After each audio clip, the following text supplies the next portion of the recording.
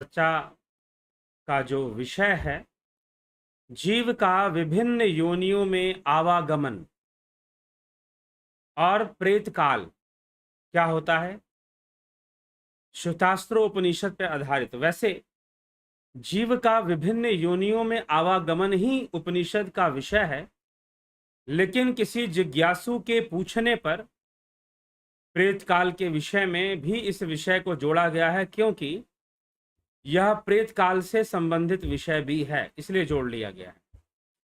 तो थोड़ा सा हम इस विषय को समझने का प्रयास करेंगे और श्लोकों के माध्यम से श्वेतास्त्र उपनिषद में किस प्रकार का वर्णन मिलता है इस विषय में, उसको भी देखने को प्रयास करेंगे और उसको समझने का प्रयास करेंगे। तो क्या कहता है शास्त्र, क्या कहते हैं इस विषय में कि जीव का विभिन्न शरीरों में, विभिन्न योनियों में आवागमन कैसे होता है, किस प्रकार से होता है। और भी कुछ विषय हम लेंगे जो समसामयिक है, जिसकी चर्चा बहुत ज्यादा होती है। और दूसरी बात यह भी है कि उसको किस तरह से समझना चाहिए। तो चलिए, लंबा विषय है, शायद मैं आज खुद ही बहुत लंबा बोल जाऊं, लेकिन फिर भी कोशिश तो रहेगी कि संक्षेप में हर चीज को समेटा जाए।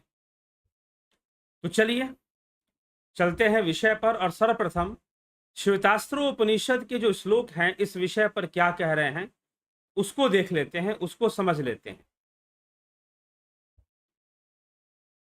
तो कहा जा रहा है, संकल्पन स्पर्शन दृष्टि मोहैर ग्रासाम्बु बृष्टवा च आत्म विवृद्ध जन्म कर्मानुगान्यनुकर्मेण देहि स्थानेषु रूपान्य भीषम प्रपथते। अर्थात संकल्पन, स्पर्शन और दृष्टि मोह है। संकल्प, स्पर्श और दृष्टि और मोह, चार चीजों का नाम लिया जा रहा है। संकल्प, स्पर्श, दृष्टि और मोह, इन चार विषयों का नाम यहां पर लिया जा रहा है। तो इनसे, संकल्प, स्पर्श, दृष्टि और मोह से क्या होता है? तो कहा जा रहा है कि इनसे तथा भोजन, जलपान और वर्षा के द्वारा, भोजन, पानी पीना और वर्षा के द्वारा सजीव शरीर की, ये जो स्थूल शरीर है सजीव, अब एक बात समझिएगा, अब यहां पर एक शब्द प्रयोग हुआ है सजीव। यह जो हमारा शरीर है क्या है? सजीव है। मृत्यु होने के बाद यह सजीव नहीं रहता। तो सजीव शब्द यहां पर इस श्लोक के अंदर जीव शब्द का भी प्रयोग हुआ है और देही शब्द का भी प्रयोग हुआ है। तो अब आपको, हालांकि मैं इन विषयों पर पहले भी बोलता आया हूं, लोग प्रश्न करते गए हैं, लेकिन आज जो हम उसी विषय पर चर्चा करने वाले हैं जिसकी कई बार पीछे चर्चा हो चुकी है, लेकिन उपनिषद प्रमाण के साथ, उपनिषद प्रमाण के साथ हम चर्चा करने वाले हैं आज। तो सजीव, जो जीव के संग है, अभी यह शरीर बोल रहा है, आप अपने कानों से सुन रहे हैं, मैं अपने मुंह से बोल रहा हूं। यह मुंह से बोलने वाला कौन है और आप अपने कानों से सुनने वाले कौन हैं? आप यह वीडियो देख रहे हैं तो आप आंखों से देख रहे हैं, लेकिन वह आंखों से देखने वाला कौन है? वह आंखों से देखने वाला कौन है? क्योंकि जब मृत्यु हो जाती है तो आंखें ठीक रहती हैं, जुबान भी ठीक रहती है, लेकिन फिर भी व्यक्ति ना बोलता है, ना देखता है, ना सुनता है। मृत व्यक्ति के कान ठीक हैं, कहीं से भी कानों में कोई गड़बड़ी नहीं थी, उसको किसी और कारण से मृत्यु हो गई। अरे चलो, किसी और कारण से मृत्यु हुई, हार्ट की प्रॉब्लम रही होगी, ब्रेन हैमरेज हुआ होगा, तो ब्रेन का प्रॉब्लम है ना, और हार्ट का प्रॉब्लम है, बेचारा सुन तो सकता था, लेकिन वो सुनता नहीं है। आंखें ठीक हैं, वो देखता नहीं है। और अभी तो आप सुन रहे हो, देख रहे हो, और मैं बोल रहा हूं। तो वो कौन है अगर मैं ये कहता हूं कि मैं बोल रहा हूं, तो क्या यह मुंह बोल रहा है, या मैं इस मुंह से बोल रहा हूं? क्या यह मुंह बोल रहा है कि मैं इस मुंह से बोल रहा हूं? अगर मैं इस मुंह से बोल रहा हूं तो इसका मतलब मैं मुंह नहीं हूं। I am not mouth, I am not tongue. ठीक। आप कानों से सुन रहे हैं, तो आप क्या कान हैं? आप आंखों से देख रहे हैं, तो क्या आप आंख हैं? वो कौन है जो कानों से सुन रहा है? वो कौन है जो आंखों से देख रहा है? स्वादिष्ट भोजन किया, स्वाद किसको मिला? क्या इस शरीर को मिला? तो मृत शरीर को जरा स्वादिष्ट भोजन कराओ, क्या वो स्वाद लेगा? प्रश्न ये है। तो सजीव, सजीव, स आत्मा शब्द का प्रयोग कहीं नहीं हुआ। क्या हुआ? सजीव, जो जीव के संग है। तो सजीव शरीर, ये स्थूल देह को ही सजीव शरीर कहा जाता है, क्योंकि ये जीवित है। मृत्यु होते ही यह जीव जो है इस देह का त्याग करेगा, देही जो है देह का त्याग करेगा।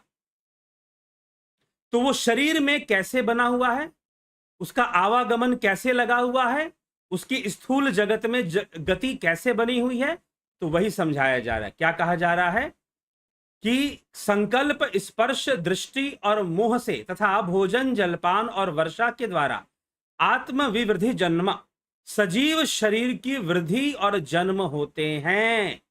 संकल्प, स्पर्श, दृष्टि और मोह से, भोजन, जलपान और वर्षा के द्वारा। ठीक है। भोजन, जलपान और वर्षा से क्या आता है?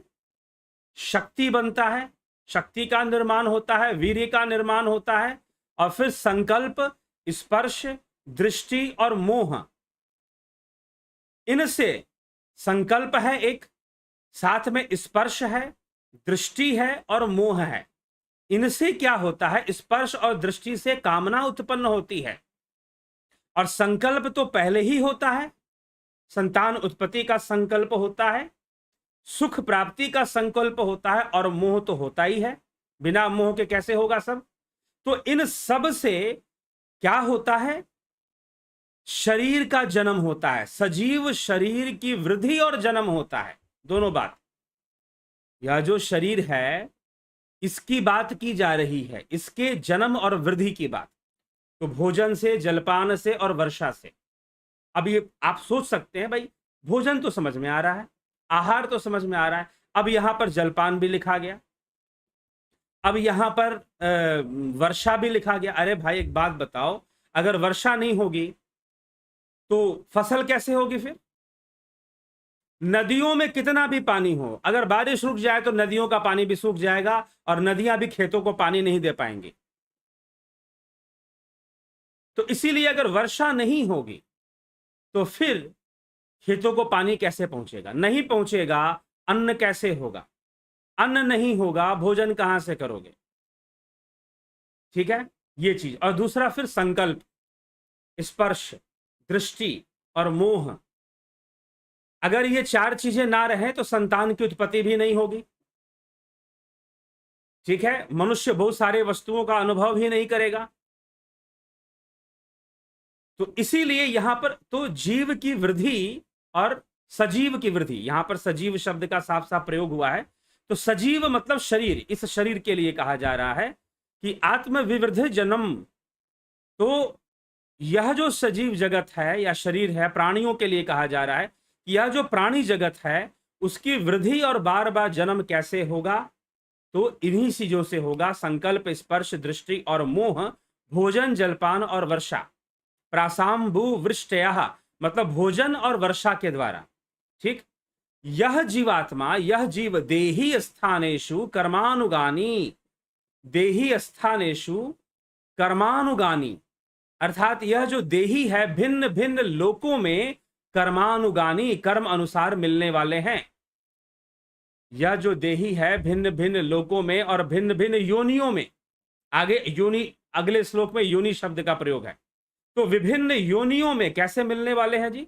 कर्मानुगामी, अर्थात कर्मों से। कर्मों से मिलने वाले, यहां पर लोग एक दूसरे से मिल रहे हैं, मुलाकात हो रही है, परिवार बन रहे हैं, संबंध बन रहे हैं, कर्मों से बन रहे हैं, कर्म सिद्धांत से बन रहे हैं। कोई किसी का माता बन गया, कोई किसी का पिता बन गया, कोई किसी का मित्र बन गया, कोई किसी का भाई बहन, पति पत्नी, बच्चे, ये सारे रिश्तेदारियां बन गई। कैसे बन गई? तो कर्मों से बन गई। तो कर्मों से वो विभिन्न संबंध को बनाने वाला है और विभिन्न विभिन्न लोकों में गमन करने वाला है, आवागमन उसका रहता है विभिन्न लोकों में। किसका? देही का, जीव का। ठीक है, तो ये है। तो जीव के होने से कोई वस्तु सजीव हो जाती है, जीव के नहीं होने से हम उसे निर्जीव कहते हैं, हम उसे निर्जीव कहते हैं। ठीक, तो ये अंतर है। तो इसीलिए सजीव और निर्जीव, आत्मा और निरात्मा। क्या निरात्मा शब्द का प्रयोग होता है कि यह वस्तु बिना आत्मा के नहीं हो सकता है?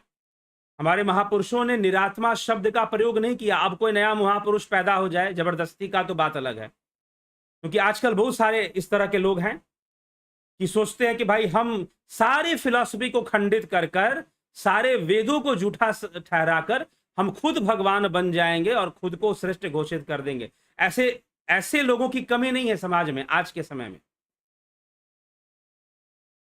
ठीक है, तो ऐसे लोगों के पास जाकर ही लोग भ्रमित होते हैं, कुएं के मेंढक बन जाते हैं। फिर कूप मंडूक, शास्त्रों में कूप मंडूक की भी कथा आती है। ठीक, तो ये स्थिति पैदा हो जाती है। तो कहा जा रहा है कि कर्मानुगामी, कर्मा अनुसार मिलने वाले रूपानी, भिन्न भिन्न रूपों में, भिन्न भिन्न शरीरों को अनुक्रमेण, अनुक्रम से, एक और यहां शब्द प्रयोग हुआ, अनुक्रमेण, अनुक्रम से, अभी संप्रपथते, बार बार प्राप्त होता रहता है, रिपीटेडली, रिपीटेडली, पुनरपि जननम पुनरपि मरणम पुनरपि जननी जठरे शयनम एह संसारे बहुदुस्तारे कृपया पारी पाहि मुरारे। क्या है? रिपीटेडली, अनुक्रमेण, अनुक्रम में। अनुक्रम में कहने का मतलब क्या है ये बताइए? अनुक्रम में कहने का तात्पर्य यह है कि जो कर्मों के फल आपको मिलेंगे वो एक क्रम में लगे हुए हैं, अपने गुण के अनुसार। अगर क्रियामान है तो बहुत जल्दी उनका फल आ जाएगा, अगर संचित है तो फिर वो संचित अवस्था में रहेंगे, फिर प्रारब्ध का रूप धारण कर फल देने आएंगे। तो प्रारब्ध का फल वो फल होता है जो हमें पिछले जन्मों के कर्मों से प्राप्त होते हैं, और क्रियामान जो हम इस जन्म में कर रहे हैं और फल की प्राप्ति हमें हो जा रही है वो क्रियामान कहलाएगा। तो जीव जो है कर्मानुगामी है। जीव को एक और नाम दिया गया, दो नाम यहां जीव को दिए गए, देही, अनेक देहों को धारण करने वाला, अनेक लोकों में अनेक शरीरों को धारण करने के कारण इसे देही कह दिया गया। दूसरा कर्मानुगामी, कर्मों के अनुसार गमन करने वाला, कर्मों के अनुसार गमन करने वाला होने के कारण इसे कर्मानुगामी कहा जा रहा है। यह कर्मानुगामी है, अनुक्रमेण, और क्रम में। ये जो कर्म का सिद्धांत भी क्रम में, जैसे कि मान लीजिए कि आपने, पहले के जमाने में लोग मिट्टी की कोठियां बनाते थे और उसमें अनाज रखा करते थे और नीचे से अनाज को निकालते थे। कोई मान लीजिए ऐसा कंटेनर है जिसमें नीचे से निकालने की जगह दी गई है, जैसे कि पानी के टंकियों में होता है, टैप लगा होता है नीचे में, क्योंकि पानी का बहाव नीचे रहता है तो बड़े आराम से नीचे में टैप लगा तो निकल जाए। फिल्टर उल्टर में आप देखते हैं। तो वैसे ही मान लीजिए अनाज की कोई कोठरी है और उसमें आपने दाल भर दिया, गेहूं भर दिया आपने, अब ऊपर से आपने चावल डाल दिया।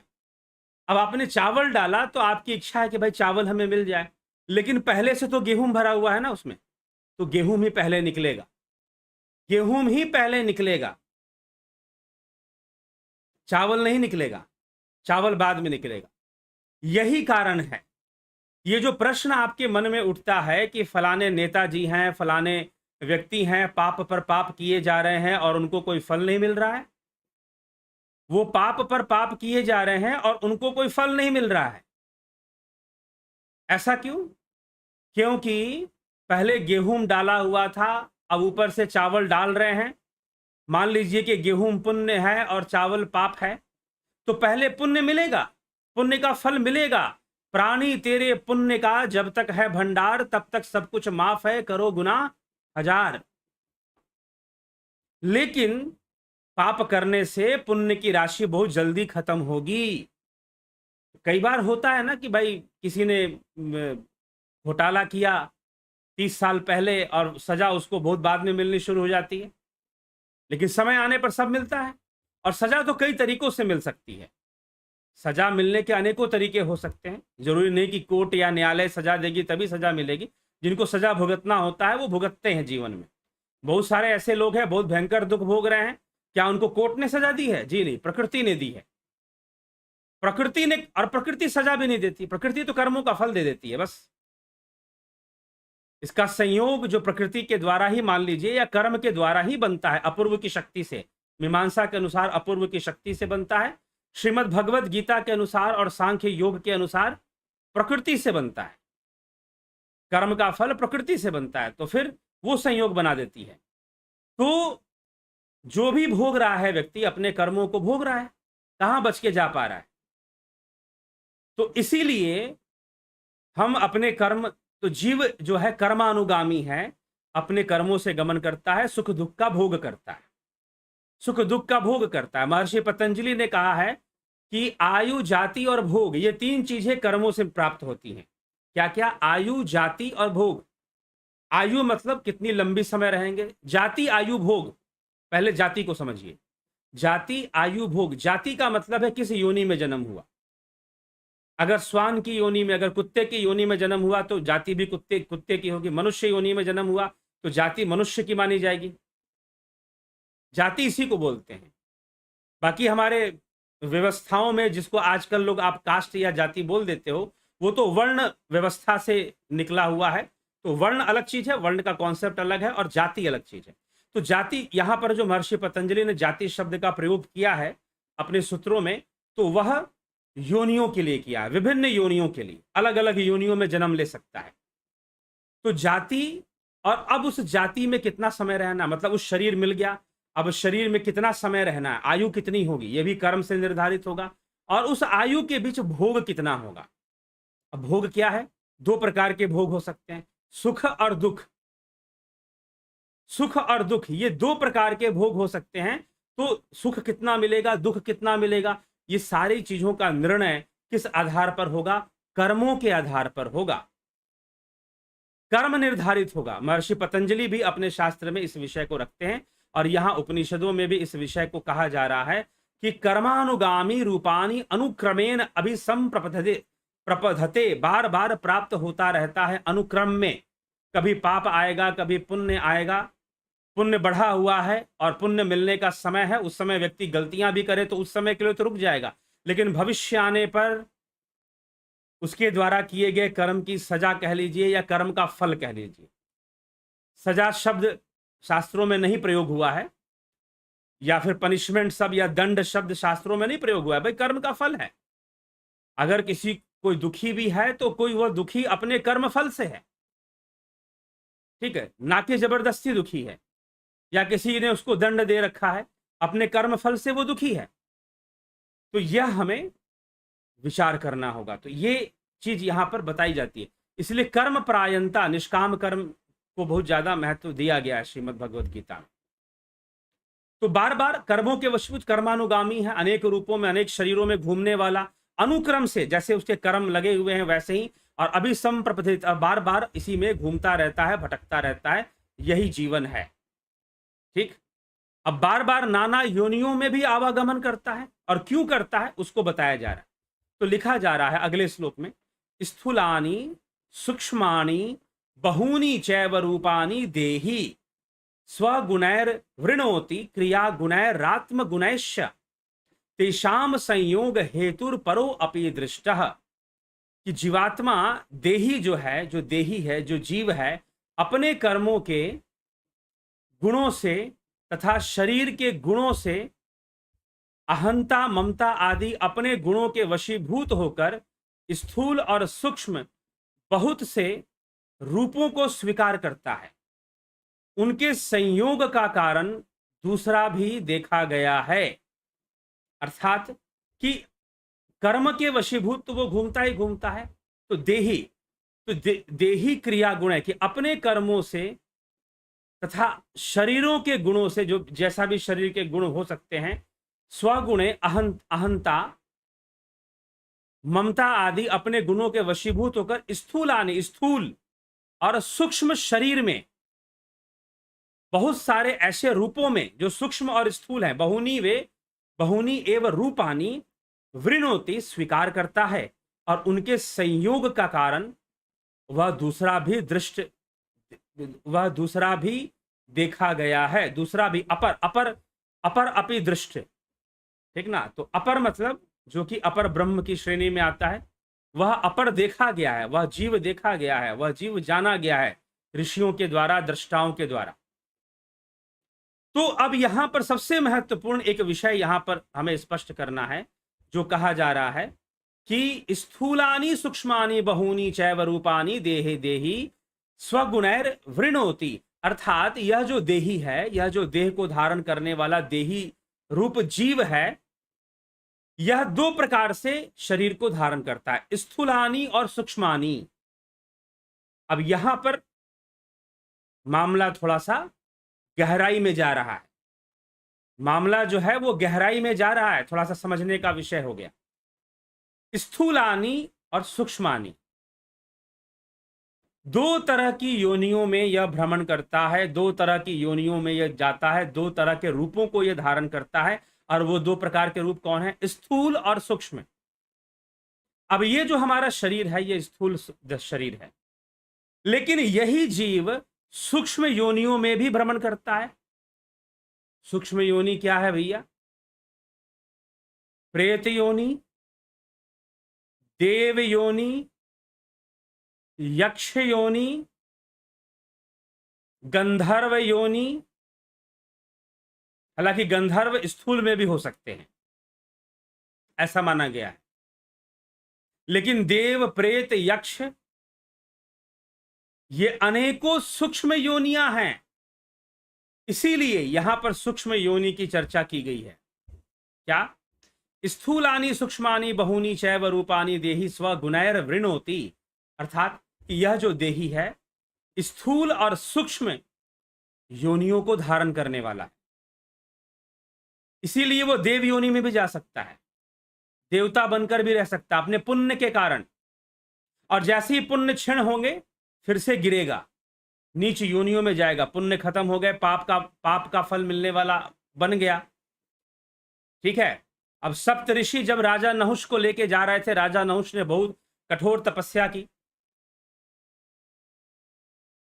बहुत कठोर तपस्या की। माया तजे तो क्या तजे, मान तजा नहीं जाए, मान भय मुनिवर गले, मान सबन को खाए। माया को त्याग दिया तो क्या त्याग दिया भैया? मान तजा नहीं जाए, मान तजा नहीं जाए। मान भय मुनिवर गले, बड़े बड़े मुनि गल जाते हैं, बड़े बड़े मुनि गल जाते हैं, मान के कारण गल जाते हैं। तो राजा नहुष ने कठोर तपस्या की, बहुत कठोर तपस्या की, और तपस्या कर कर इंद्र की गद्दी को प्राप्त कर लिया। और इंद्र की गद्दी को जब प्राप्त कर लिया, तो उसकी तपस्या का फल देने के लिए स्वयं सप्त ऋषि जो है पालकी लेकर उसे ले जाते हैं इंद्र की गद्दी पर बिठाने के लिए।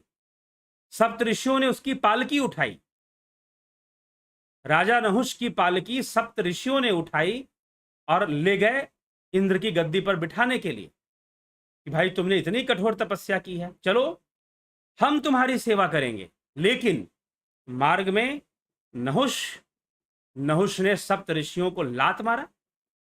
जैसे ही कोई सप्त ऋषि थोड़ा सा इधर उधर हिल जाते, थोड़ा सा उसे डिस्टरबेंस अपने आराम में महसूस होता, एक लात मार देता। फिर लात मार मारकर सप्त ऋषियों से कहता कि चलो जल्दी मुझे इंद्र की गद्दी तक पहुंचाओ, इतना धीरे धीरे क्यों चल रहे हो। इस तरह से सप्त ऋषियों का बार बार अपमान करना, सप्त ऋषि सहते गए, क्योंकि वो जानते हैं, सर्वज्ञ हैं वो सर्वज्ञ थे और सब जानते हैं, तो उन्होंने कभी भी कोई कंप्लेन नहीं किया।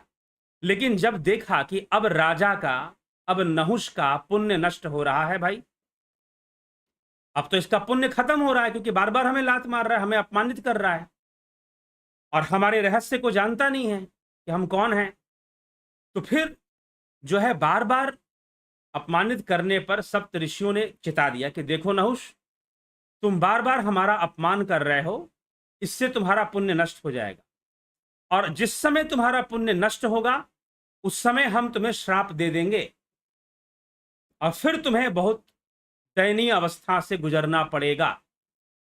ठीक है, तो फिर लेकिन फिर भी नहुष अहंकार में इतना मदमस्त हो रखा था कि राजा नहुष ने बार बार सप्त ऋषियों का अपमान किया। अंततः उसके तपस्या से प्राप्त जो पुण्य था वो नष्ट हो गया और सप्त ऋषियों ने उसे श्राप दे दिया। क्या श्राप दिया?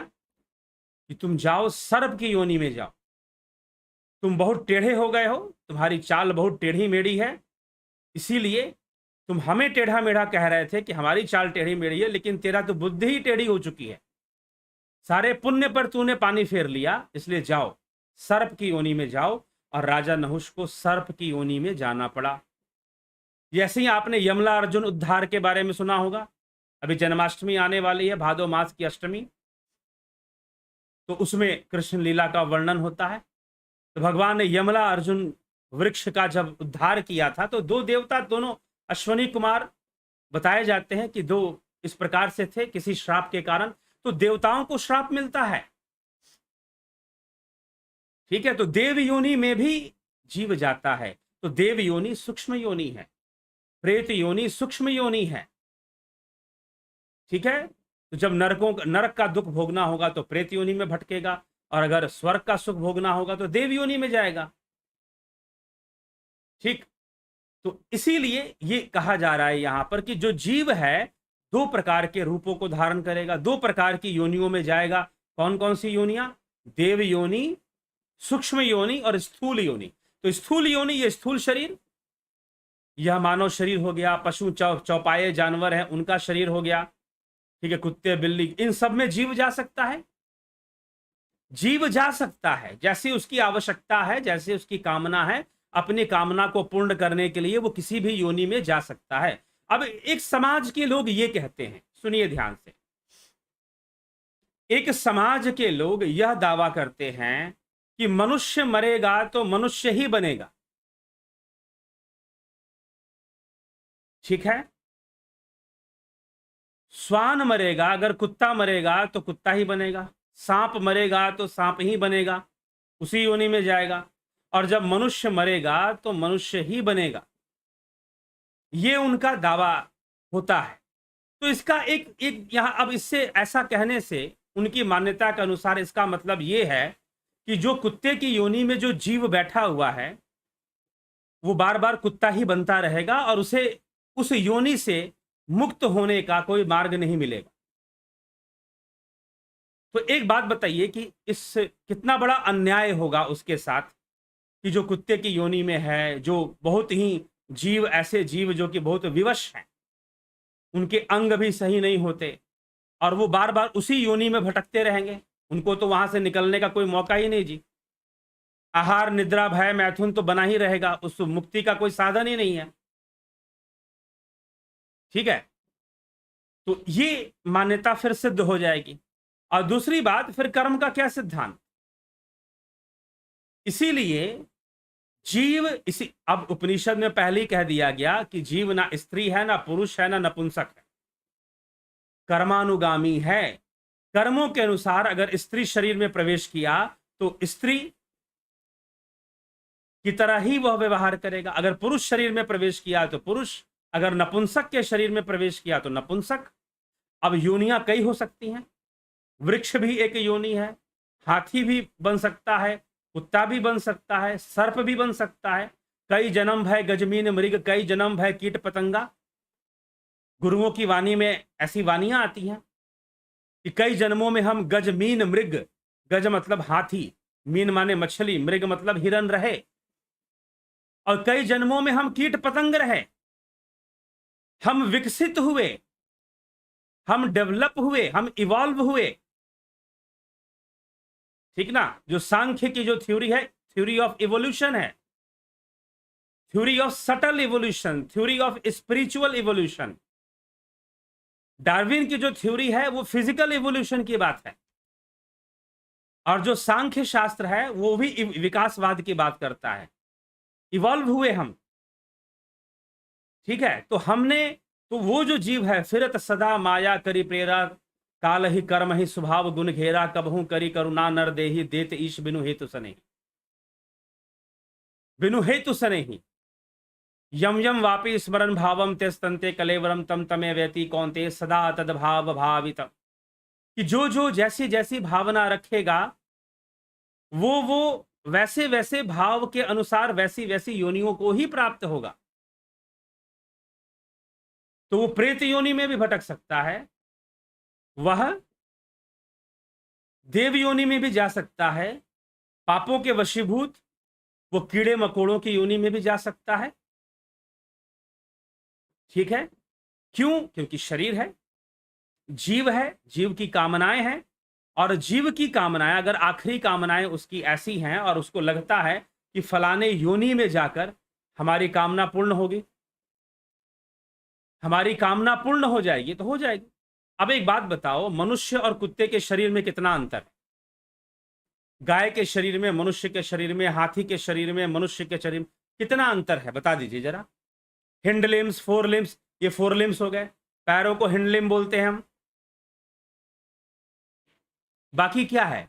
मुंह में खाता है, नली से निकलता है, उसके भी फेफड़े हैं जैसे हमारे फेफड़े हैं। आप देखो चौपायो जानवर के जितने भी फेफड़े हैं आदमी की तरह ही हैं, बस साइज बड़ा होगा थोड़ा। भोजन पेट में जाता है, फिर छोटी आंत में जाता है, फिर बड़ी आंत में जाता है। अरे भैया, अंदर का जो सिस्टम है ना, जैसा तुम्हारा है वो कुत्ते का भी है, गाय का भी है अंदर का सिस्टम। और रही बात कुत्ते बिल्ली जैसे जानवर, तो जो भोजन आपको पसंद है ना, जरा खिलाकर देखो, वो भी खाएंगे चटकारे लगाकर, वो भी चटकारे लगाकर खाएंगे। कुछ जानवर तो बड़े आराम से, उनको पसंद है बहुत मनुष्यों का भोजन, ठीक ना। आप जो है, अब जो बाहरी कुत्ते हैं बाहर से कुछ भी लेकर खा लेते हैं, लेकिन अगर आप ताजी ताजी रोटी कुत्ते को डेली खिलाओ, फिर बासी खाना बंद कर देगा। आप जिन्होंने कुत्ते पाल रखे हैं उनसे जाकर पूछ लीजिएगा, सूंघ कर छोड़ देगा कि बासी नहीं खानी मुझे, ठीक है। तो इस तरह से, तो क्या है वो? बंधन है। पशु तो एक बंधन ही, मनुष्य भी पशु है। अरे भाई, मनुष्य होने का अर्थ ही क्या है? धर्मो ही तेषाम अधिको विशेषु, धर्मेन ही न पशु भी समाना। धर्मो ही तेषाम अधिको विशेषु, धर्मो ही तेषाम अधिको, जिसके अंदर धर्म विशेष है वही मनुष्य है। और धर्म से हीन जितने भी हैं वो पशु हैं, चाहे दो पैर पे चलते हो, नाक ऊंची हो, क्या फर्क पड़ता है? सब पशु ही हैं, ठीक। तो कर्मानुगामी है और कर्मों के अनुसार विभिन्न योनियों में जाता ही जाता है, नहीं जाने का प्रश्न नहीं, जाता ही जाता है, ठीक। तो ये चीज है। तो हाँ, ये माना जा सकता है, ये कहा जा सकता है कि भाई जो मनुष्य बना है उसके दोबारा मनुष्य बनने की संभावना अधिक है, अगर वह जीवन सही ढंग से जीता है तो। छठे अध्याय के अंदर भगवान कृष्ण ने भी इस विषय पर चर्चा कर दिया है। जब अर्जुन ने पूछा कि अगर कोई योग भ्रष्ट होगा तो उसका क्या होगा, अगर कोई योग भ्रष्ट होगा तो उसका क्या होगा, तो भगवान ने कहा कि जितना किया है उसका फल मिलेगा। जिसने बिल्कुल योग किया ही नहीं है उसका पशु योनि में जाने की संभावना सबसे अधिक होगी, और जिसने योग किया है, थोड़ा सा भी किया है, कुछ वर्ष भी अगर योग साधना में लगाए हैं, तो भगवान कहते हैं कि उसको उसका फल मिलेगा। और वो अगर उसके पुण्य हैं तो वो पुण्यों के वशीभूत देव योनि में जाएगा सबसे पहले, और फिर देव योनि से आकर फिर दोबारा मनुष्य योनि में आएगा। और जहां तक उसने अपनी साधना की थी, जितना योग बल उसने एकत्र किया था, वो उसके साथ रहेगा और अपनी साधना को आगे बढ़ाएगा, जहां तक किया था उससे आगे ले जाएगा। फिर ये साफ साफ भगवान कृष्ण ने अर्जुन को समझाया कि योग, उसका योग बढ़ेगा। लेकिन जिसने योग नहीं किया, मात्र धन एकत्र करने में रहा, मात्र परिवार और धन वैभव बनाने में, प्रॉपर्टी बनाने में ही रहा, तो फिर उसकी गति क्या हो सकती है? अंतकाल जो मंदर सुमरे, ऐसी चिंता में जो मरे, प्रेत योनि बलि बलि उतरे। अंतकाल जो पुत्र सुमरे ऐसी चिंता में, जो मरे सूकर योनि बलि बलि उतरे। अंतकाल जो लक्ष्मी सुमरे ऐसी चिंता में, जो मरे सर्प योनि बलि बलि उतरे। कहा जा रहा है, फिक्स नहीं है कुछ, लेकिन बताया जा रहा है। फिक्स तो भावनाओं के आधार पर है, फिक्स तो कर्मों के आधार पर है कि आप किस योनि में जाएंगे और उस योनि में कितने समय के लिए रहेंगे, उस योनि के माध्यम से सुख और दुख का कितना भोग करेंगे। यह सब का सब कर्मों पर ही निर्भर है। यह सब का सब कर्मों पर ही निर्भर है। ठीक, तो यह कर्मानुगामी, उस जीव को कर्मानुगामी कहा गया। तो यह जो विचार, अब उदाहरण दिया जाएगा कि भाई पीपल का पेड़ है, जब पीपल के पेड़ से बीज निकलता है तो वो पीपल ही तो बनता है। तो मनुष्य मरने के बाद मनुष्य ही तो बनेगा, मनुष्य योनि में ही तो जाएगा। पहली बात तो नहीं, मरने के बाद प्रत्येक जीवात्मा, चाहे मनुष्य हो या पशु हो, चाहे कोई भी हो, मरने के तुरंत बाद कहां जाता है आपको पता है? प्रेत लोक में जाता है, सीधा प्रेत लोक में। पहली अवस्था प्रेत लोक की ही होती है। ऐसा नहीं कि इधर मरा और उधर जाके पैदा हो लिया, समझ गए? ये नहीं होता। इसीलिए प्रेत काल, प्रेत काल किसे कहते हैं? आज का हमने टॉपिक प्रेत काल का भी लिया है। तो प्रेत काल, एक शरीर छोड़कर दूसरा शरीर धारण करने में जीव को, देही को जो समय लगता है, उस समय को प्रेत काल कहते हैं। उतने समय के लिए वह प्रेत योनि में ही रहता है। ठीक, तो उसे प्रेत काल कहा जाता है। मृत्यु काल भी उसे कह सकते हैं, प्रेत काल भी कह सकते हैं। तो जो है वह उतने समय के लिए प्रेत योनि में रहेगा और फिर जो है बहुत शीघ्रता से वो अपने आगे के जन्म को भी प्राप्त कर लेता है, या फिर उसे देव योनि में जाना है अपने पुण्यों के कारण। उसने पुण्य बहुत किए हैं तो देव योनि को प्राप्त होगा। तो भी प्रारंभ में देह छोड़ने के बाद प्रेत योनि में ही जाएगा और फिर वहीं से पास करते हुए कितने स्टेप्स उसको मिलने वाले हैं? प्रेत से लेकर 13 स्टेप। अगर देव योनि में जाना है तो 13वें स्टेप में जाकर देव योनि में उसको प्रवेश मिलेगा। तो ये घटना क्या 13 दिन में घटेगी? ऐसी मान्यता है, ऐसा मान लिया जाता है कि 13 दिन में ऐसी घटना घटेगी कि वह जो हमारे जो भी मरे हैं वो स्वर्ग में जाएंगे। तो जो लोग स्वर्ग मानते हैं वह 13वीं बना लेते हैं, और जो पितरलोक को मानते हैं वो 12वीं बना लेते हैं। ठीक, तो पितरलोक में अगर उसे जाना है, पितृलोक में, तो पितृलोक में जाने के लिए भी उसे 12 चरणों से गुजरना पड़ेगा। लेकिन यह कहना कि यह 12 दिनों में हो जाएगा या 13 दिनों में हो जाएगा, यह एक मान्यता है। गरुड़ पुराण में इसकी चर्चा आती है कि 13 दिनों में ऐसा। लेकिन यह भी किस आधार पे होगा? कर्मों के आधार पे होगा। उसे प्रेत लोक में कितने, प्रेत काल में कितना समय रहना है, प्रेत योनि में कितना समय बिताना है, और फिर अगर वो देव योनि तक पहुंचता है तो देव योनि में कितना समय बिताएगा। यह सब उसके कर्मों पे आधारित है। इसीलिए उस जीवात्मा को, उस देही को, उस जीव को कर्मानुगामी कहा गया है। कर्मानुगामी, कर्मों के से उसका आवागमन होगा, कर्मों से वो आगे बढ़ेगा। ठीक है, तो यह विषय यहां पर है। तो अनेक योनियों में जाएगा। और योनियां कितने प्रकार की हो सकती हैं? 2 प्रकार की, स्थूल और सूक्ष्म। अब जो लोग ये बोलते हैं कि नहीं मनुष्य मरा तो मनुष्य ही बनेगा, तो अब ये बताओ कि स्थूल और सूक्ष्म योनियां कौन सी होती हैं? फिर ये बताओ कि स्थूल और सूक्ष्म योनियां कौन सी होती हैं?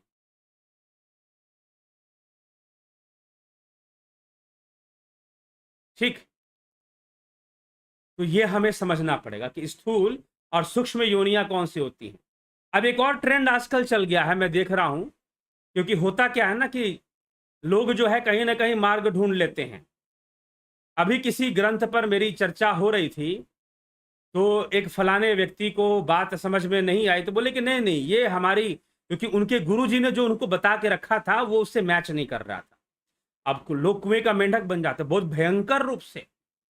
इतनी भयंकर बीमारी है ये गुरुडम वाली बीमारी जो लोगों को लगी हुई है, भयंकर, जिसको कहता एकदम दिमाग को ताला बंद। तलवार लेके खड़े हो जाएंगे, गोली बंदूक निकाल देंगे, लेकिन हमारी ही गुरु जी की बात सही है। अगर कोई गुरु जी की बात शास्त्रों से कट गई, नहीं नहीं शास्त्रों में मिलावट है जी, मिलावट मिलावट। अभी कोई आया था ना जो बोल रहा था नहीं गीता में मात्र 75 श्लोक। ठीक है, आपका 75 श्लोक किस आधार पे मानेंगे? हर जगह से मैचिंग करके मानेंगे, ऐसे नहीं मान लेंगे। और रही बात तर्क की, तर्क अनेक प्रकार के दिए जा सकते हैं। ठीक है, तर्क अनेक प्रकार के दिए जा सकते हैं। तो इसीलिए कोई चीज को जबरदस्ती मत थोपी, जबरदस्ती थोपने की कोशिश मत कीजिए कि भाई ऐसा ही है। ठीक, लेकिन जो अनुसंधान के आधार, जरूर है कि कुछ अनुसंधान कर ही लेना चाहिए व्यक्ति को। तो ये चीजें हैं। तो जब हमें पता चलेगा कि एक विषय, अगर मान लीजिए उपनिषद कहता है कर्मानुगामी है, स्थूल और सूक्ष्म योनियों में जाता है, ठीक है, कोई मिलावट करने वाला एक जगह मिलावट करेगा, क्योंकि मिलावट करने वाला इतनी मेहनत करेगा कि वो जाके योग सूत्र में भी मिलावट करेगा, वो जाके मीमांसा शास्त्र में भी मिलावट करेगा, वो जाकर ब्रह्म सूत्र में भी मिलावट करेगा, वो जाकर वेदांत सूत्र में भी मिलावट करेगा कि हर जगह मैं इस बात को बदलूंगा। मुझे नहीं लगता कि मिलावट करने वाले इतने मेहनत करेंगे।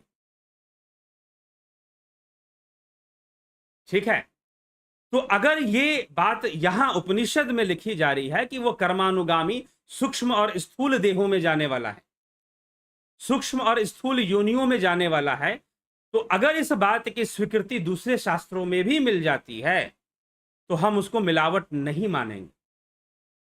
हां, जैसे कि वाल्मीकि रामायण में शंभुक की कथा आती है, दूसरे रामायणों में नहीं आती, किसी रामायण में शंभुक की कथा नहीं आती, वाल्मीकि रामायण में आती है विशेष रूप से। तो फिर लगता है कि ये जो शंभुक वाली कथा है ये जानबूझ के मिलाई गई है। रामायण तो कई भाषाओं में लिखे गए, कंबज रामायण लिखा गया तमिल भाषा में, मराठी एकनाथ रामायण लिखा गया, और कई रामायण लिखे गए, तुलसी रामायण लिखा गया। तो हर रामायण के अंदर शंभुक की कथा नहीं मिली, अनुसंधान में नहीं मिली, मात्र वाल्मीकि रामायण में मिल रही है। तो इट मीन्स कि देयर इज ए मैनिपुलेशन, कि हाँ शंभुक की कथा मिलावट है, माना जा सकता है इस जगह पर। लेकिन अगर कोई फैक्ट, अगर कोई तथ्य उपनिषद में भी मिल रहा है, गीता में भी मिल रहा है, योग शास्त्र में भी मिल रहा है, ब्रह्मसूत्र में भी मिल रहा है, और उपनिषद के अलग अलग उपनिषदों में मिल रहा है, जैसे कि अयम आत्मा ब्रह्म, आत्मा को ब्रह्म समझना चाहिए, यह बात रिपीटेडली कई उपनिषदों में आ जाता है, अलग अलग तरीके से लिखा हुआ है। ठीक है, तो इसको मिलावट नहीं कहेंगे भाई, इसलिए जबरदस्ती का मिलावट मत पैदा कीजिए। आपके बात गुरु जी की नहीं तो मिलावट हो गया है। तो कुएं का मेंढक अगर बने हुए हैं तो निकल जाइए, बाहर निकलिए उससे। ना धर्म समझ में आएगा, ना शास्त्र समझ में आएगा, ना ब्रह्मचर्य समझ, कुछ नहीं समझ में आने वाला। फिर सारी चीजें एक दायरे से बंधेगी। हमारा कुआं, हमारे कुएं में ये बात चलती है तो यही बात सही है। ठीक, तो बस इतना विवेक से, इसीलिए इतना गुरु इतना गुरु इतना गुरु, आजादी के बाद ना जाने कितने गुरु हमारे देश में हुए हैं, लेकिन फिर भी धर्म की स्थिति को में कोई बहुत सुधार ला पाए हो ऐसा दिखता नहीं।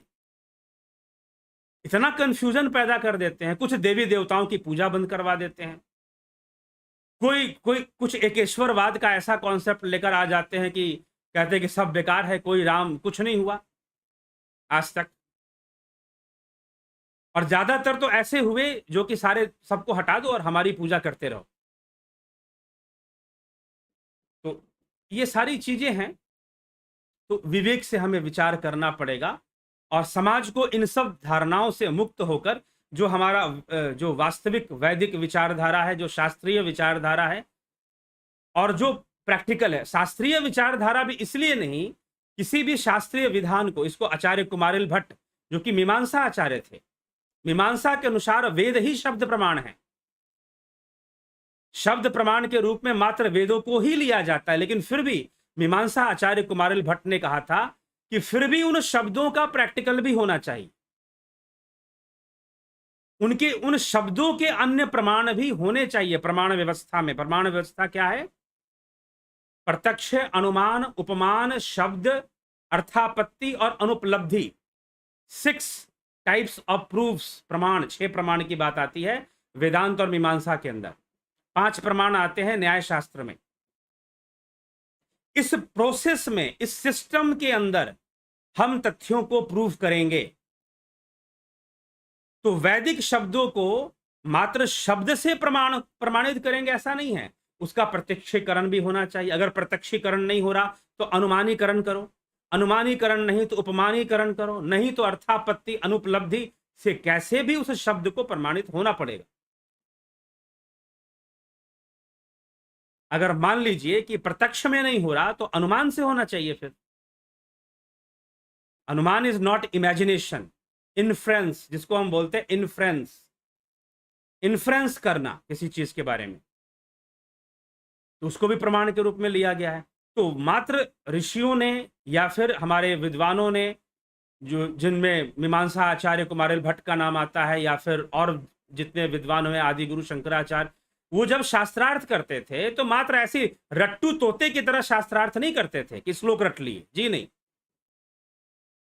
आजकल तो 4 कोई संस्कृत का श्लोक रट ले और बोलो, लोग बोलेंगे अरे भाई संस्कृत आता है इसको, तो विद्वान आदमी लग रहा है, बताओ। ठीक है, तो वो जो उनका जो शास्त्रार्थ होता था वो श्लोकों को रट कर नहीं होता था, लॉजिक्स चलते थे, प्रैक्टिकल लॉजिक।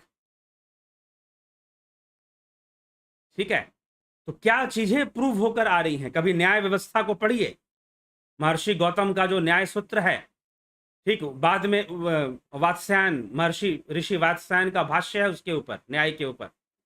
तो बातें ऐसे ही नहीं चलती थी, कोई रट्टा मारकर शास्त्रार्थ नहीं होते थे, ये ध्यान रखिएगा। तो इसीलिए बड़ा प्रैक्टिकल चीजें होती थी और बड़े किसी ना किसी कंक्लूजन पर पहुंचने के लिए, सही जगह पर पहुंचने के लिए लोग आपस में चर्चाएं करते थे। तो ये चीजें थी। तो किसी भी शास्त्र के विषय में, ग्रंथ के विषय में ऐसा ही नहीं कहा जा सकता कि इसमें ऐसे मिलावट है जी, हमारे गुरु जी की बात नहीं मिल रही तो मिलावट है, सीधा बोल जाएंगे। तो ये आजकल इतना ज्यादा ये बन चुका है अंधभक्ति, गॉड डिपेंडेंसी और गुरु डिपेंडेंसी। गुरु जी कर लेंगे ना, हम तो काम कर रहे हैं, गुरु जी मोक्ष दे देंगे। जब तक तुम्हारे अंदर मुक्त होने की इच्छा नहीं है, पलट पलट कर तुमको माया की ओर देखने की जब तक आदत है, गुरु का गुरु, गुरु का परम गुरु, महागुरु, सिद्ध गुरु, सिद्धों का महा महा महा सिद्ध गुरु भी आ जाए, तुमको मुक्ति नहीं दे पाएगा। चुनौती है इस बात को, चैलेंज है। जब तक तुमको माया की ओर देखने की आदत पड़ी हुई है, कितना भी बड़ा गुरु आ जाए वो तुमको मुक्ति दे ही नहीं पाएगा भाई, क्योंकि मुक्त तुम स्वयं हो सकते हो, दूसरा कोई तुम्हें नहीं दे सकता। मार्ग दे सकता है, सहयोग दे सकता है, शिक्षाएं दे सकता है, प्रेरणाएं दे सकता है, मुक्ति नहीं दे सकता तुम्हें। तुम्हारे मार्ग को आसान कर सकता है, जो बहुत कठिन था उसे सरल कर सकता है, इतना हो सकता है। लेकिन जब तक तुम्हारे मन में पीछे मुड़कर देखने की आदत है, जब तक आस है, जब तक ये भय बना है कि अरे हम तो मोक्ष को प्राप्त कर जाएंगे, जैसे कई लोग प्रश्न करते रहते हैं, क्या दोबारा नहीं आ सकते? ठीक है, क्या दोबारा नहीं आ सकते? तो जब तक ऐसे भ्रम आपके मन में बने हुए हैं, तब तक कहां से मुक्ति संभव है? ठीक है, तो इसको अच्छे से ध्यान लो, ये शर्त है, और ये कोई शर्त नहीं है, ये स्वयं आदि गुरु शंकराचार्य ने इस बात का दावा किया, कोई तुमको मुक्ति देने वाला नहीं, तुम स्वयं का कल्याण कर सकते हो, यही सत्य है। हाँ, गुरु सहयोगी है, बहुत बड़ा सहयोगी है, छोटा मोटा सहयोगी भी नहीं है। ठीक, अगर उसकी कृपा है तो बहुत भारी रास्ता बहुत आसानी से निकल जाएगा, बहुत दुर्गम मार्ग जो है बहुत आसानी से खत्म निकल जाएगा, कट जाएगा, बस इतना है। तो चलिए, ये विषय है। तो ये 2 श्लोक श्वेतास्त्रोपनिषद के जिस पर हमने आज चर्चाएं की है, स्थूल योनियां और सूक्ष्म योनियां, स्थूल रूप सूक्ष्म रूप, कर्मानुगामी, कर्म के अनुसार वह सूक्ष्म योनि में भी जाएगा, स्थूल योनि में भी जाएगा, यह बात हमें समझाएगी इस श्लोक में। और फिर जीवात्मा अपने कर्मों से, शरीर के गुणों से, अहंता, ममता आदि, अहंकार, ममता आदि अपने गुणों के वशीभूत होकर स्थूल और सूक्ष्म बहुत से शरीरों को स्वीकार करता है। उनके संयोग के कारण, उनके संयोग का कारण, जो उनका संयोग कराने वाला जो दूसरा है, जो दूसरी शक्ति है, प्रकृति की जो अपर शक्ति है, ब्रह्म की जो अपर शक्ति है, वह भी देखा गया, उसका भी ज्ञान हो जाता। अगर आपको जीव का ज्ञान हो गया तो ब्रह्म की अपर शक्ति, ब्रह्म की अपर शक्ति ही प्रकृति है। अपर ब्रह्म और पर ब्रह्म, सब कुछ ब्रह्म माना गया है। तो प्रकृति का जो हिस्सा है, जो इंद्रियों का जो हिस्सा है, जो इंद्रिय जगत है, उसे अपर ब्रह्म कर दिया गया है। और पर ब्रह्म जो इंद्रियों से परे है, जो इंद्रियों से परे है, उसे पर ब्रह्म मान लिया गया है। तो उस अपर शक्ति का ज्ञान होता है। उस अपर शक्ति का, जो अपर ब्रह्म है, जो प्रकृति की शक्ति है, उसका ज्ञान होता है। कैसे ज्ञान होता है? जीव का ज्ञान होने से। अगर जीव समझ गए, जीव का सही से बात समझ में आ गई कि जीव क्या चीज है, तो फिर आपको उसका ज्ञान होगा। और ध्यान योग, ध्यान योग इसमें बहुत सहायक है जीव को समझने में कि जीव क्या है। कई प्रकार के जीव हैं। सचेत होकर जब हिरण्य गर्भ में जब प्रवेश मिलता है, सचेत अवस्था में, और सचेत होकर हिरण्य गर्भ में प्रवेश तभी मिलेगा जब ध्यान योग करोगे। अपने आप नहीं मिलेगा। अपने आप जो मिलेगा वो बंधन में मिलेगा, वो अवचेतन में मिलेगा। फिर वह अवचेतन या अचेतन अवस्था में हिरण्य गर्भ में प्रवेश मिलेगा। लेकिन सचेत होकर, बिल्कुल फुली कॉन्शियसली आप जब हिरण्य गर्भ में प्रवेश करेंगे, ये कैसे संभव है? ध्यान के द्वारा संभव है। ऐसे संभव नहीं, ध्यान योग के द्वारा संभव है। तब जीवों की सत्ता का साक्षात्कार होना शुरू हो जाता है कि जी हाँ, जीव हैं जो कि हिरण्य गर्भ में, कई जीव ऐसे हैं जो सूक्ष्म योनियों में चल रहे हैं। वो प्रेत में भी हो सकते हैं, देव योनि में भी हो सकते हैं।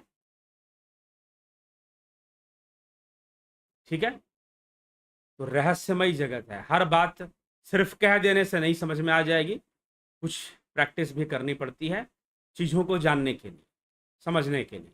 अभ्यास भी करना पड़ता है, ध्यान योग में भी उतरना पड़ता है। ठीक है? तो जिज्ञासुओं, यह मोटा मोटी विषय था। तो विवेक से चीजों का हमें निर्णय लेना है। मनुष्य मनुष्य ही बनेगा, क्योंकि पीपल का बीज निकलता है तो पीपल ही बनता है। तो भैया मनुष्य का बच्चा मनुष्य ही होता है, पीपल तो नहीं होता। पीपल का बीज तो पीपल का बच्चा है ना, उसका पुनर्जन्म थोड़ी ना है।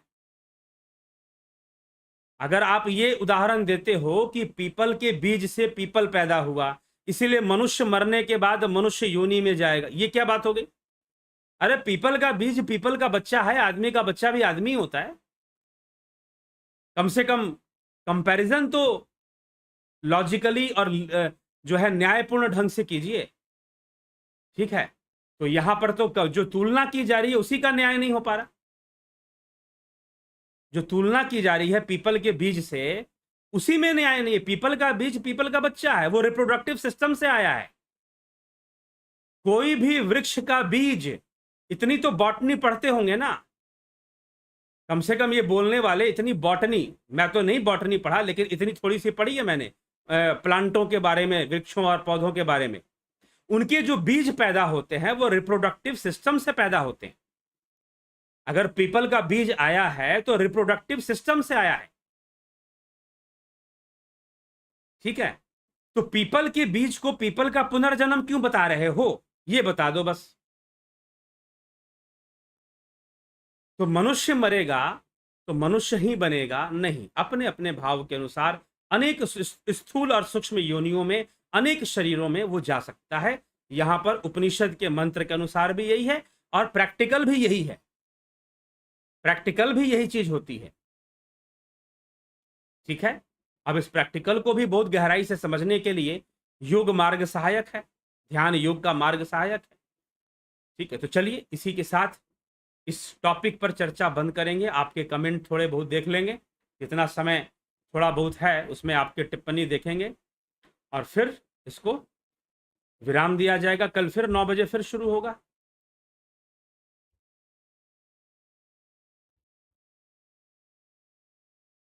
चैतन्य खत्री प्रणाम स्वामी जी। साधक अगर कुंडलिनी जागरण होता है और वो योग भ्रष्ट होता हो, वो कौन सी योनि में और कब तक रहेगा कैसे पता करें? कौन सी, ये उसके अपने ही कर्मों पे निर्भर करते हैं। जरूरी थोड़ी ना है कि उसकी कुंडलिनी जागरण होता हो और योग भ्रष्ट भी होता हो, और भी बहुत कुछ हो सकता है। और भी तो साथ में बस इतना ही थोड़ी ना होगा, और भी तो बहुत कुछ हो सकता है। तो और भी जो बहुत कुछ होने वाला है, उन सब को लेकर जो उसकी कामना होगी, मुख्य रूप से कामना होगी, तो जैसी कामना होगी, जैसी भावना होगी, वैसी गति हो जाएगी। बलदाऊ नाथ योगी जी, प्रणाम गुरु जी, उदय शंकर जी।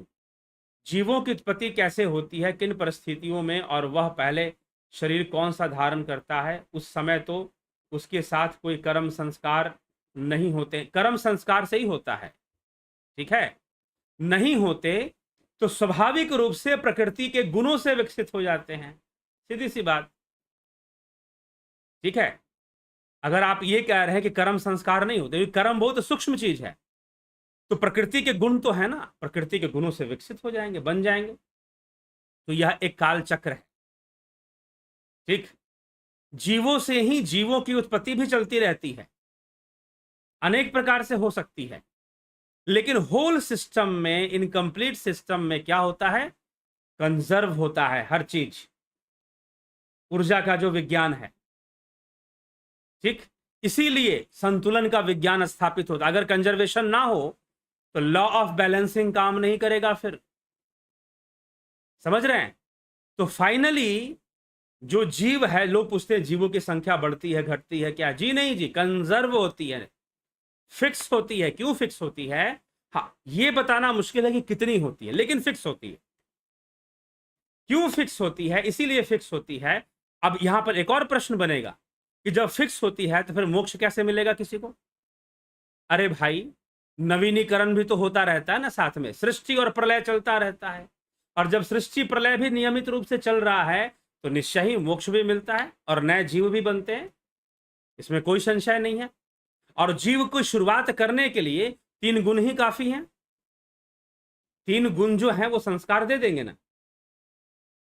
3 गुणों की विद्यमानता जहां भी होगी वहां संस्कार होंगे। इसीलिए प्रत्येक वस्तु के संस्कार हैं। मान लीजिए कोई निर्जीव वस्तु है, यह निर्जीव वस्तु है, फोन है, इसके भी संस्कार है। पत्थर है कोई, उसके भी संस्कार हैं। हाँ, उसमें जीव नहीं है, यह कहा जा सकता है। उसमें बुद्धि नहीं है, उसमें संकल्प नहीं है, उसमें अहंकार नहीं। अहंकार तक तो माना गया है क्योंकि वो अपने अस्तित्व को, आकार को बना के रखता है, ठीक है। तो उसमें कुछ चीजें नहीं है, तो इसलिए उसको जीवत्व नहीं माना गया है, वो कर्म नहीं कर रहा है, लेकिन कारण रूप में संस्कार होते ही होते हैं, ठीक। तो सृष्टि और प्रलय ये चलता रहता है, नंबर 1 बात। और ओवरऑल जो एक सिस्टम है वो कंजर्व रहता है, तभी कर्म फल का सिद्धांत आगे बढ़ेगा। Law of conservation of energy, joules law, chemistry में, फिजिक्स में पढ़ा होगा शायद आपने, joules law. Law of conservation of energy जो है, क्योंकि वो रहेगा तभी एक्शन रिएक्शन वर्क करेगा, नहीं तो एक्शन होगा और गायब हो जाएगा, रिएक्शन आएगा ही नहीं फिर। तो कंजर्व है, इसीलिए रिएक्शन तो लौट के आएगा ना, फिर रिएक्शन तभी आएगा, ठीक। लिमिटेशंस हैं तभी, तो इसीलिए सृष्टि प्रलय होने के साथ साथ जीवों की जो संख्या या जो होती है, हाँ, इसको गिनना, क्योंकि लोक अनेक हैं। अब जीवों को आप कहां से गिनोगे? आप तो खाली आदमी और जानवर गिन सकते हो। साइंटिस्ट लोग क्या गिन रहे हैं? भूत प्रेत को गिनते हैं क्या? देव योनि में कौन कौन से जीव पड़े हुए गिन रहे हैं क्या? नहीं। तो इसीलिए हमें क्या लगता है कि मनुष्यों की संख्या बढ़ गई है। इसका मतलब क्या? बहुत सारे लोग मनुष्य योनि में प्रवेश कर रहे हैं। जी हाँ, यह भी बात सही है, ठीक।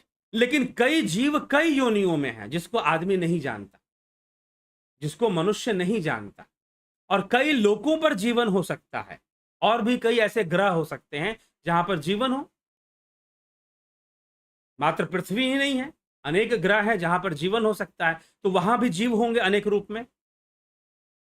तो यह अनंत है, इसको हम गिन नहीं सकते। यह ह्यूमन कैपेसिटी के बाहर है कि वो जीवों की संख्या गिन ले, ठीक। इसको समझिए। लेकिन फाइनली जो सिस्टम होता है वो एक कंजर्वेशन को लिए होता है, इसीलिए एक्शन रिएक्शन सही से काम करता रहता है। चलिए,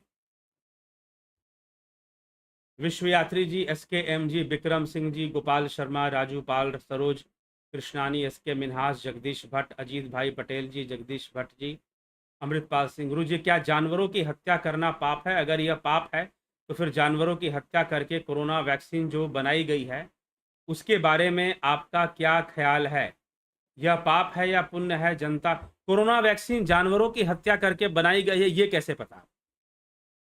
आप इसका एक प्रमाण दीजिए, कोई आर्टिकल ले आइए कि जहां पर यह प्रमाणित हो कि कोरोना वैक्सीन जो है जानवरों की हत्या करके बनाई गई है। कोरोना वैक्सीन कोरोना वायरस से ही बनाई गई है। कोरोना वायरस की डुप्लीकेसी की गई है, उसका जो RNA है उसकी डुप्लीकेसी करके बनाई गई है, जो कोविशील्ड आदि दूसरे हैं।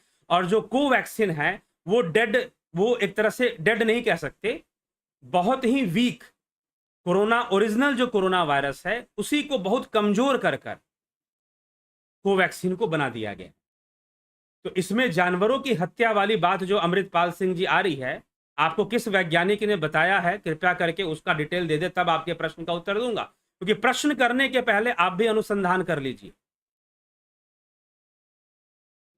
ठीक है? नहीं तो आप शायद ये समझ के आ रहे हैं कि यहां पर हम जो भी कुछ बोल देंगे और जो भी लिख देंगे शायद उसको वो सत्य मानकर बोलना, उत्तर देना शुरू कर देंगे। तो पहले तो, और मैं तो यहां पर कई बार कई प्रश्नों के लिए मैंने यहां पर यह भी उत्तर दिया कि मुझे नहीं पता। पीछे भाई साहब कोई आयुर्वेद पर प्रश्न कर रहे थे, कोई ज्योतिष पे कर रहे थे, तो उनको मैंने बोल दिया कि भाई पूरे यूट्यूब पर आयुर्वेद के बड़े बड़े चैनल पड़े हुए, उस पर जाइए, मुझसे अच्छा ज्ञान देंगे, उनको ज्यादा नॉलेज है, ठीक है? तो ये कहने में कि मुझे नहीं आता, मैं नहीं आता तो मैं बोलूंगा कि नहीं आता, लेकिन आप जब प्रश्न करते हैं तो कृपया आप अपना अनुसंधान करके आए, कहीं ऐसा ना कि पकड़े जाए। तो इसीलिए कोरोना वायरस जानवरों से कोरोना वैक्सीन जानवरों से बनाई गई है, ये कहां आपने पढ़ लिया? ये कौन सा पेपर ने, कौन से न्यूज़पेपर ने, किसने ये छापा है? जरा दे दीजिए, ठीक है? किस आर्टिकल में, कहां पर आपने पढ़ लिया? जी नहीं, कोरोना वैक्सीन कोरोना से ही बन रहे हैं, वैक्सीन की फिलॉसफी ही यही है। जो भी बीमारी की वैक्सीन बनती है, चाहे वो बैक्टीरिया से होता है, वायरस से होता है, उस बैक्टीरिया और उस वायरस से ही बनाई जाती है। ये वैक्सीन का विज्ञान है, ठीक? तो ये थोड़ा सा आप इसको जरूर देख लें कि सही में क्या जानवरों की हत्या करके बनाई गई है। हो सकता है कि आप सही हो सकता है अमृतपाल सिंह जी आप सही हो कि जानवरों की हत्या, लेकिन प्रूफ तो दीजिए, कोई लिंक विंक दीजिए जिसमें ऐसा बताया गया हो, किसी ने क्लेम किया हो ऐसा। चलिए, हाँ, उसका एक्सपेरिमेंट जानवरों पे उन्होंने किया हो, ये हो सकता है, उसका एक्सपेरिमेंट जानवरों पर पहले किया गया हो, ऐसा हो सकता है। लेकिन ज्यादातर जो टेस्टिंग है सब मनुष्यों पे हुई हैं, ध्यान रखिए, मैं बता दे रहा हूं। कोरोना की ज्यादातर जो टेस्टिंग्स हैं वो आदमियों पर ही हुई है, मनुष्यों पर ही हुई है। चलिए, भूप सिंह खीचर जी, YN प्रधान जी, ब्रिमपाल कुमार जी, और उषा श्रीवास्तव जी, रूपलाल विश्वकर्मा जी, अजीत किस्कू जी, जय सच्चिदानंद गुरु जी, माँ दुर्गा को महामाया क्यों कहा जाता है, और प्रकृति ही जीव को भोग मोक्ष देने वाली है, क्लियर कर हो चुका है, इस पर एक वीडियो है। प्रकृति ही जीव को मोक्ष मोक्ष देती है, योग सूत्र पर आधारित है। जी हाँ, प्रकृति ही साधन है, मोक्ष का साधन भी प्रकृति है और भोग का साधन भी प्रकृति है, इसीलिए प्रकृति ही भोग मोक्ष देने वाली है, दोनों का साधन वही है। रावत माइक्रो जी, योगेंद्र पंडित जी, पिंटू वासवा जी, रिंकी जोधी जी, कुंडलिनी शक्ति के बारे में चर्चा कीजिए। कभी करेंगे, कभी करेंगे, पहले किया जा चुका है कुंडलिनी शक्ति के बारे में, थोड़ी बहुत बातें बताई गई हैं पीछे, आगे बाद में भी बताई जाएंगी। मुख्य क्या है कि देखिए, महर्षि पतंजलि ने अपने राजयोग में इस विषय को बहुत नहीं लिया, बहुत थोड़ा सा एक जगह पर कहीं पर कोई चक्र की चर्चा हुई है, आज्ञा चक्र की, संभवतः, नहीं तो चक्रों की चर्चा योग सूत्र में नहीं मिलती, क्योंकि बेसिक कॉन्सेप्ट्स कुछ और है, और चक्रास जो हैं वो हैं माया का ही अंग, ठीक? ग्रहों से उनका संबंध है, चक्रों का रंगों से उनका संबंध है, ग्रहों के रंगों से, ठीक है? तो वो कर्म सिद्धांत के अंदर भी चक्र ही आते हैं, तो इसीलिए हमें अपनी, हाँ, जब हम ध्यान योग करते हैं, साधना करते हैं, तो उनका विकास होता है, कुंडलिनी शक्ति जागृत होती है, ऊर्ध्वगामी होती है। तो ये उसका विज्ञान है। श्रीमन नारायण, जय श्री कृष्ण, देव रतन बलदावा जी, अमर सिंह जी, आचार्य जी, क्या साधना के अलावा भी दिन भर प्रभु चिंतन कर सकते हैं? करना चाहिए। चिंतन से एकाग्रता बढ़ेगी। गंभीर शाह जी, ज्योति दत्ता जी, अनिल प्रजापति जी, भरत शबलानी जी, राम निवास मीना, रमेश चोपड़ा, चंद्रेश्वर पर। जब ब्रेन हैमरेज होता है तो सजीव रहते हुए भी हम किसी काम करने में असमर्थ हो जाते हैं। इसको कैसे हम, तो कोमा की अवस्था भी आती है, पैरालिसिस अटैक्स हो जाते हैं जब ब्रेन हैमरेज होता है। ठीक है, अगर जिस साइड भी हैमरेज होगा उसके अपोजिट साइड में आपको पैरालिसिस हो जाता है लोगों को। ठीक, तो हम काम नहीं करते, कर्म तो करते, कि कर्म तो मन से होता है। कर्म शरीर से ही होगा ऐसा नहीं है, कर्म तो मन से होगा। ठीक है, तो ब्रेन हैमरेज हुआ है, स्थूल शरीर को बाध्य कर रहा है। जो मन है, बुद्धि है, चित्त है, वो तो काम करते रहते हैं, उनको कोई नुकसान नहीं पहुंचता है, बस स्थूल देह को ही नुकसान पहुंचता है। अध्ययन, थैंक्स गिविंग, अजीत कौरव जी, सोमनाथ शिंदे जी, अखया गुंज जी, सृजनी मेहांता जी, रजनेश बर्फानी जी, बलवंत सिंह गोहिल, जलराम रायका, रावत माइक्रो। क्या जो सजीव और निर्जीव है वह दोनों मूल रूप में ब्रह्म ही है? मूल रूप में ब्रह्म ही है जी, बिल्कुल। अगर हाँ, तो फिर एक सजीव दूसरा निर्जीव किस प्रकार हुआ? जीव के होने से। जीव के होने से। और ये सजीव है, ये निर्जीव है, ये क्या है? इंद्रिय अनुभूति है। ये बात कभी मत भूलिएगा, यह इंद्रिय अनुभूति है।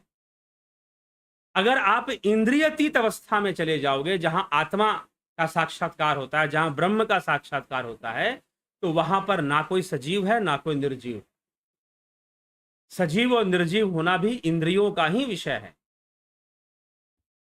जीवच मंडल जी, आपकी मुस्कान हमेशा बनी रहे। महेश मकवाना जी, गोपाल दास जी, नीति सिन्हा जी, आपकी भी मुस्कान बनी रहे मंडल जी।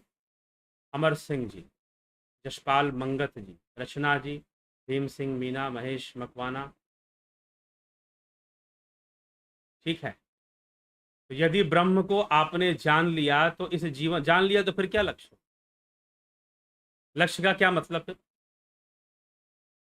ठीक है, तो ये चीज है। और जान लेना क्या है? ये कोई प्रश्न ही नहीं है कि जान लिया तो फिर आपका क्या लक्ष्य होगा। आईएएस वाले पूछते हैं क्या, ऐसा इंटरव्यू लेते हैं, भाई तुमने ब्रह्म को जान लिया तो तुम्हारा क्या लक्ष्य होगा? ठीक है, तो कोई लक्ष्य वाली कोई बात ही नहीं है। सही से आदमी जीवन जीना सीख ले, वही जीवन का लक्ष्य है।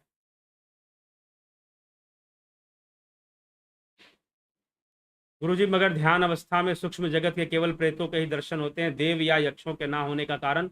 और ध्यान करना पड़ेगा, अभी और गहराई में उतरना पड़ेगा। ठीक है, तो वो भी मिलेंगे, चिंता मत कीजिए।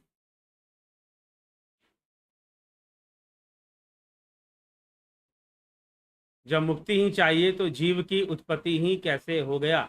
जब मुक्ति मिल जाएगी तो पता चल जाएगा कि कैसे हो गया। जब मुक्ति मिल जाएगी, भाई पिंजड़े में बंद हो गया, अब पिंजड़े में कैसे बंद हुआ, बाहर निकल जाएगा तो पता चल जाएगा। इसका यही उत्तर है कि बाहर निकलेगा तो पता चलेगा कि अंदर कैसे गया था। तो इसलिए मुक्ति चाहिए, और मुक्ति तो एक हमारी, और मुक्ति क्यों चाहिए? हमारी जरूरत है भाई, हमारी जरूरत है, इसलिए हमें मुक्ति चाहिए। और जरूरत कब है? जब जीवन में अनेकों चीजें हम देखते हैं, समझते हैं, तो फिर हमें लगता है कि मुक्ति चाहिए। केशव पटेल जी, ममता शर्मा जी, गोपाल शर्मा जी, गुरु जी, मृत्यु और जन्म के बीच की स्मृतियां चित्त पर बनती हैं तो शरीर मिलने पर उनका स्मरण क्यों नहीं होता? नहीं होता, काल के कारण, काल के प्रभाव के कारण नहीं होता। कन्हई कुमार जी, अंजू श्रीवास्तव जी, यदि कर्मों से ही गति होती है तो क्या मोक्ष भी कर्मों के कारण होता है? निष्कर्म से होता है, योग से होता है।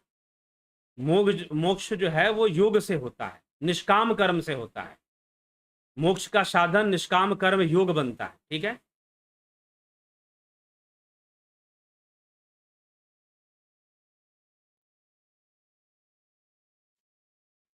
प्रणाम गुरुजी। आतंकवादी जिनका भाव आतंक फैलाना है, उनका कर्म के आधार पर किस रूप में पुनर्जन्म होगा? अपने फलों का भोग करेंगे। जितने लोगों को कष्ट दिए हैं उतने कष्टों का भी भोग करेंगे।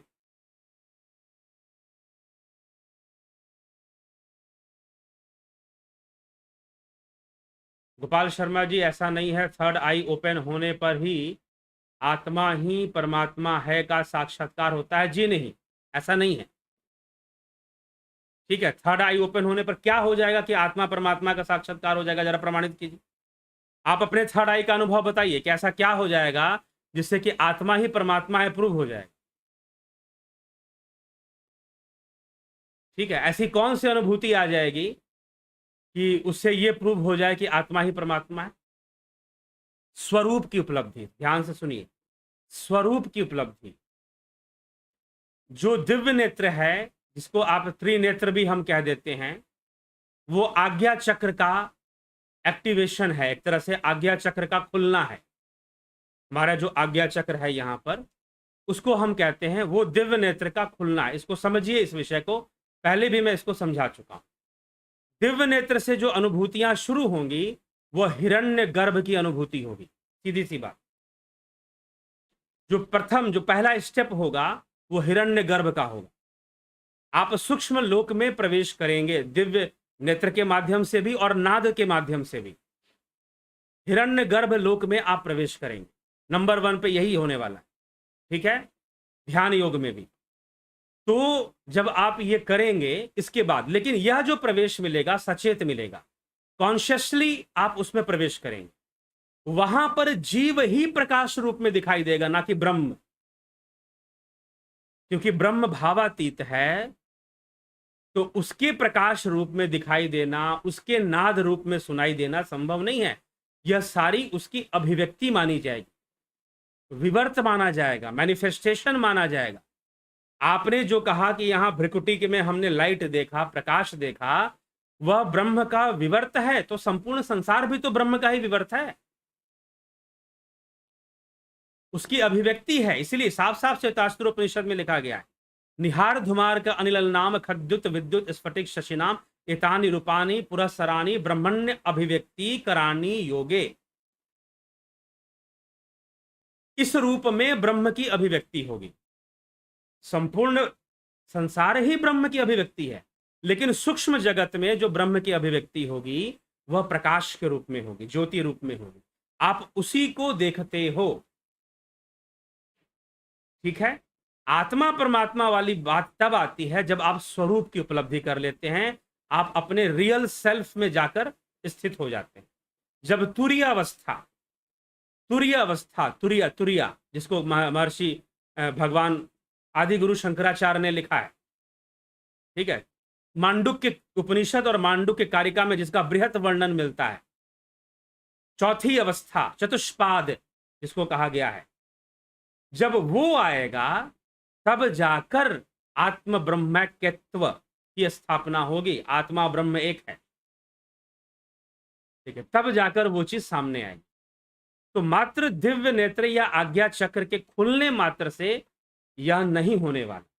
यही बात है, जब मिसकॉन्सेप्शन हो जाता है तो मार्ग अवरुद्ध हो जाता है, आध्यात्मिक मार्ग रुक जाएगा, आगे बढ़ ही नहीं पाएंगे आप अध्यात्म के रास्ते पर। क्योंकि आपको दिया गया शीशे का टुकड़ा और बोला गया कि हीरा है, हीरा। शीशे का टुकड़ा देकर बोला गया कि हीरा है, बस यही सारी समस्या हो जाती है। तो जब तक तुरीय अवस्था में आप नहीं पहुंचेंगे तब तक आत्मा परमात्मा का जो एकत्व है वो प्रमाणित नहीं होने वाला, यही समझिए। इसीलिए तुरीय अवस्था ही ब्रह्म ज्ञान है, आत्मज्ञान है। जब तक चतुष्पाद तक नहीं पहुंचे हैं तब तक ना आत्मज्ञान ब्रह्म ज्ञान, छोड़ दीजिए आप। यह मैं कोई अपनी मनमर्जी से नहीं कह रहा हूं, यह शास्त्र सम्मत तथ्य है। इस पर पीछे भी कई चर्चाएं मैं कर चुका हूं, पीछे जाकर सुनिए। ब्रह्म ज्ञान के ऊपर, ब्रह्म के ऊपर मांडुक्य उपनिषद की पूरी व्याख्या प्लेलिस्ट बना हुआ है, मांडुक्य कारिका, उसको भी सुन लीजिए। तो कभी यह प्रचार करना बंद कर दीजिए कि त्रिनेत्र से जो दिखेगा वह ब्रह्म का ज्ञान होगा। नहीं, चतुष्पाद तुरीय अवस्था मात्र वही वो अवस्था है जहां पर आत्मज्ञान की अवस्था बनती है। चाहे आप किसी भी गुरु जी से जुड़े हों, उनको काटना मेरा उद्देश्य नहीं है। जो शास्त्र सम्मत तथ्य है वो बता रहा हूं, और शीशा देकर हीरा बता देने से हीरा नहीं हो जाएगा। वह जो प्रकाश घट में दिखाई देता है वह जीवत्व बोध है। ठीक, ना कि ब्रह्मबोध है। ठीक, अगर ना ही तो अपने संस्था के विद्वानों को ले आइए सामने, वो प्रमाणित करें कि वो ब्रह्मबोध है। जो यहाँ पर खुलने से जो प्रकाश दिखाई देता है वो बोध है या ब्रह्म ज्ञान है, उसको शास्त्र अनुसार प्रमाणित करके दिखा दे। तो विचार कीजिएगा इसके ऊपर। दीपक रंजन पंडा जी, प्रणाम प्रभु जी। गुरु जी प्रणाम, आपके वीडियो बहुत सुनता हूँ। वीडियो सुनते सुनते भाव विभोर हो गया, प्रभु को याद में रोने लगा जी। अच्छी बात है, चलिए। फिर हंसी आने लगी, ठीक है। सतरंगी लाइट देखने लगा, अच्छी बात है, देखना चाहिए। बनवीर गिरवार जी, नमस्ते आचार्य जी। इस चर्चा से निष्कर्ष ये होता है कि कर्मा ही पर ये सब निर्भर है, और कर्मा कैसे होना चाहिए जो कि उत्तम योनि में हमारा जन्म हो। बिल्कुल इसी पर विचार करना चाहिए। मीमांसा का विचार यही है कि हम कर्म कैसा करें जिससे कि हम देव योनि में जन्म लें, हम प्रेत योनि में ना जाएं, हम नीच योनियों में ना जाएं, ऊपर की ओर जाएं। चरणेश्वर गीता शर्मा जी, गीता शर्मा, एक सवाल है, कर लीजिए सवाल। बनवीर गिरवार जी, क्या हम अपने वर्तमान कर्मों के आधार पर आपको मारकर बनाई जाती? सही बात है गुरुजी, ये न्यू बॉर्न काफ को मारकर बनाई जाती है, और वासीन मैंने ऑथेंटिक तथ्य से पढ़ी है, साइंटिस्ट ने खुद बताया है पूरा विधि। ठीक है, चलिए। अमन कक्कर जी, गुरु जी राम राम जी, ओम तत्सत। दयानंद, सादर प्रणाम गुरु जी। इंद्रजीत जी, अमन कक्कर जी, गुरु जी कुंडलिनी शक्ति। ठीक है, प्रश्न अभी भी काफ़ी हैं, तो जो है आगे भी चर्चाएं होती रहेंगी। अभी विराम देते हैं इसको, और फिर कल जो है हम इसी समय पर आएंगे।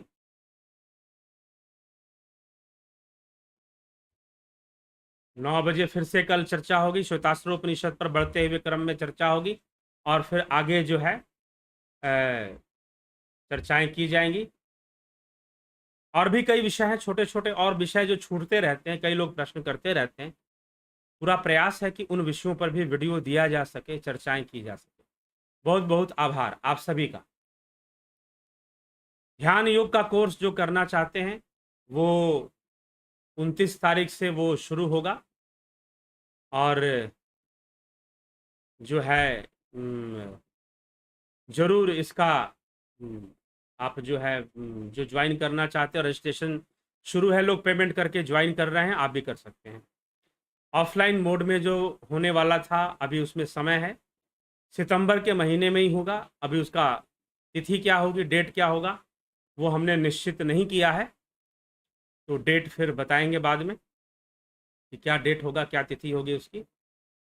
तो अभी जो है आप अगर ज्वाइन करना चाहते हैं 29 तारीख से ऑनलाइन कोर्स, तो ज़रूर ही उसको ज्वाइन करें। बहुत बहुत आभार आप सभी का।